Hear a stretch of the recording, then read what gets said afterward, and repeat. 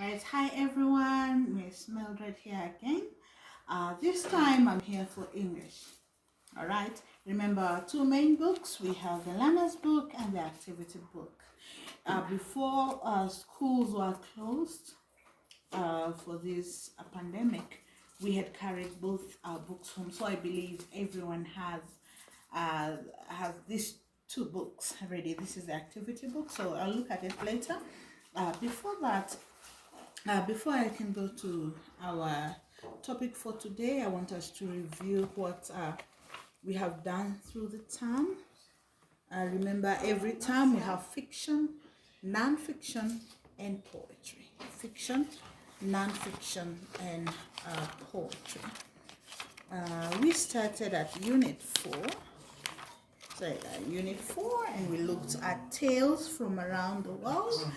And a tale is a story. It is a story. It's another name for a story. It is basically fiction. Remember, fiction is not real. Fiction is not made up of facts. Fiction is made. It's mostly make-believe.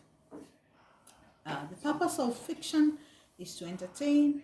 The purpose of fiction is for us to improve our language and our ability also to tell stories. Okay, now we looked at these tales around the world, and we were able to look at homophones. Remember, homophones are words that have different meanings, but the pronunciation is the same. Again, remember the spelling is different. So the only thing that is the same in homophones is the way the word is pronounced, but the meaning is different and the spelling as well is different. You look at these words, we have so and so, we have here and here. It's the same, right and right, by and by, where and where. Okay, so it's pretty much the same thing. Remember, we also introduced homonyms. Homonyms are words that have different meaning, same spelling, same sound, same pronunciation. For example, the word bank, riverbank, and bank, where we keep our money. All right, so you can keep reviewing all that. Yeah, so just preparing you for the exam. So we also looked at how the bear lost his tail. It is a traditional story. How the bear lost his tail. Yeah, all this was a language focus and comprehension questions. We also looked at the abominable snowman. Abominable snowman. We read the story, we answered the questions, the comprehension questions.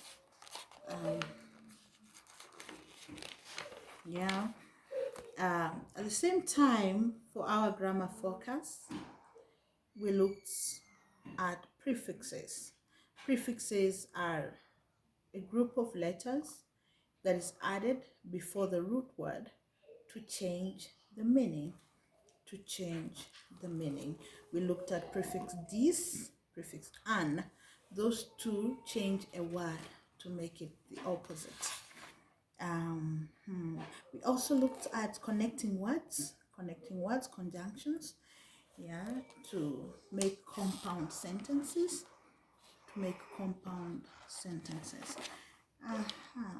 Okay, so we keep going.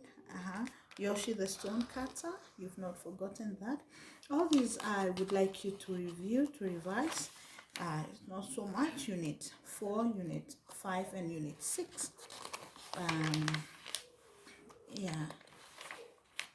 All that. So basically we have the features of a traditional story, how it looks like. You have this book, so I believe you can try to understand it better, to understand that unit. And now we have non-fiction, the non-fiction explanatory text. nonfiction explanatory texts. We've done different nonfiction texts. Last time we looked at nonfiction instructions. We all know how to write instructions, don't we? Yes, we do. So we have explanatory texts, and we will look at the features of an explanatory text. Explanatory texts usually answer questions. The question why, the question how. Okay, so yes, here are the features of an explanatory text. They explain how or why something happens, and so on. You can read these to understand. I'm rushing because that's not where we are right now. So it's just to help you, guide you into your revision.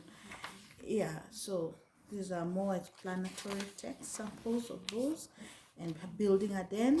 So yeah,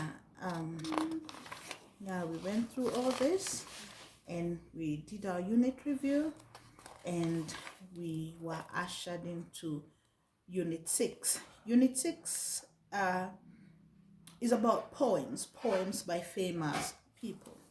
Poems are quite interesting. I'll be attaching videos of different ways of understanding and enjoying poems. Yeah, so our first poem was a Busy Day. It's a rhyming poem. That means it has a lot of rhyming words. Remember, rhyming words have the same ending sounds. Rhyming words have the same ending sounds. So busy day, pop in, pop out, pop over the road, pop out for a walk, pop down to the shop, can't stop, got to pop, got to pop. Now this becomes a question. So this introduces the types of sentences. We have 4 types of sentences that we've gone through. One is a statement that usually informs you, and the second one is a question.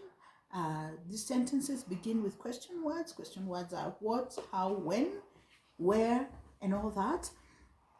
So you realize at this point now we need to understand questions. Got pop, pop where, pop what. So we read the whole poem, and we saw a lot of interesting features. So please focus on this. Let's focus on this. The language focus. Okay, language focus. We need to understand the poet. Anytime we are reading a poem, it is very important for us to understand the poet. And who is a poet? A poet is someone who writes a poem.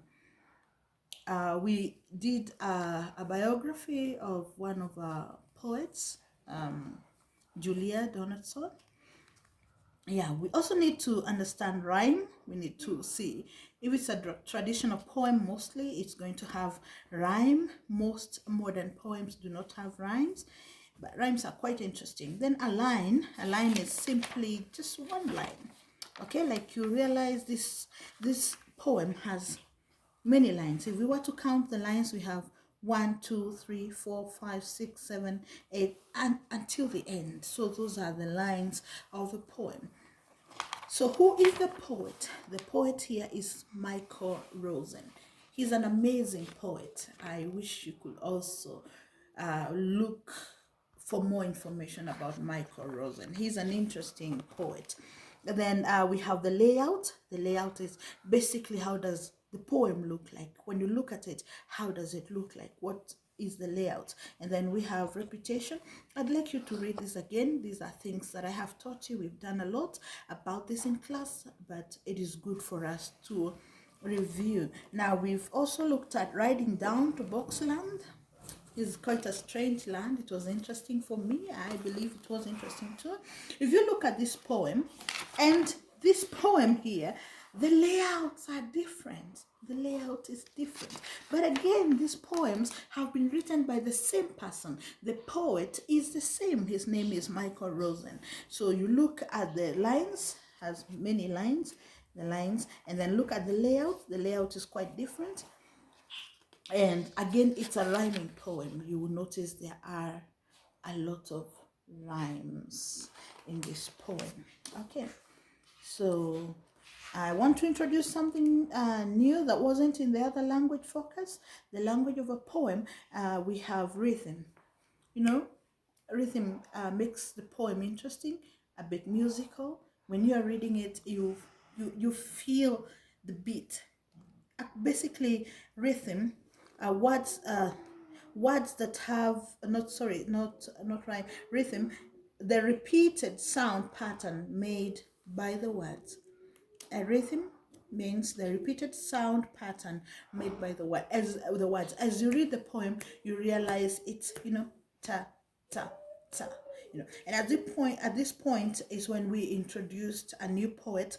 Her name is Julia Donaldson. Remember, we did a biography about this lady. Okay, now she's the one who wrote The Food Train. You notice the Food Train is it has an amazing rhythm. Let me just do a bit of it. Coffee, coffee, coffee, coffee. Bread and butter, bread and butter, bread and butter, bread and butter. You notice that there's a rhythm. There's a way the words have been repeated, and it makes the poem quite interesting. Yeah, so we have all these poems. Today I'd like us to look at Downhill Racer. We read it before. But I also want us to read the poem again. I want us to read the poem again and try answering the questions that are in this book. Yeah, and we did this part just in case you didn't finish. This was the assignment I had given before we broke, the school closed. So then for tomorrow, again, I'd like us to attempt this activity on page 72 about the rivers, a hoarder. The river is a hoarder. The river, so we have the river poem here in the learner's book. So we have the rivers, a winder through valley and hill. He twists and he turns. He just cannot be still. Stanza 2. I hope you also understand the aspect of stanzas. Like, this poem has stanza 1, 2, 3, and 4. Just like we talk about paragraphs in our essays, when we are writing essays, or rather even when we are reading our stories, also poems have stanzas. This poem has 4 stanzas, and the poet is Valerie Bloom. Okay, stanza 2. The river's a hoarder, and he buries down deep those little treasures that he wants to keep. The river's a baby. He gargles and hums and sounds like he's happily sucking his thumbs. The river's a singer as he dances along. The countryside echoes the notes of his song. So you read this poem. Try to read your poems about once or twice before you could attempt the exercises given. So there's this exercise A, question 1, 2, and 3. Question 1, 2, and 3. And then we have 6A, writing like Valerie Bloom. So this you can also attempt. Okay. By the time we are done with this, because this was our plan for term 2 up to here. After we are done, I'd advise your parents to find a way of dropping the books into your lockers. I will collect them and I will mark. So tomorrow we'll have another lesson so that we can complete this term's work. It's just something very small left and we are good to go. Thank you so much and have a good time.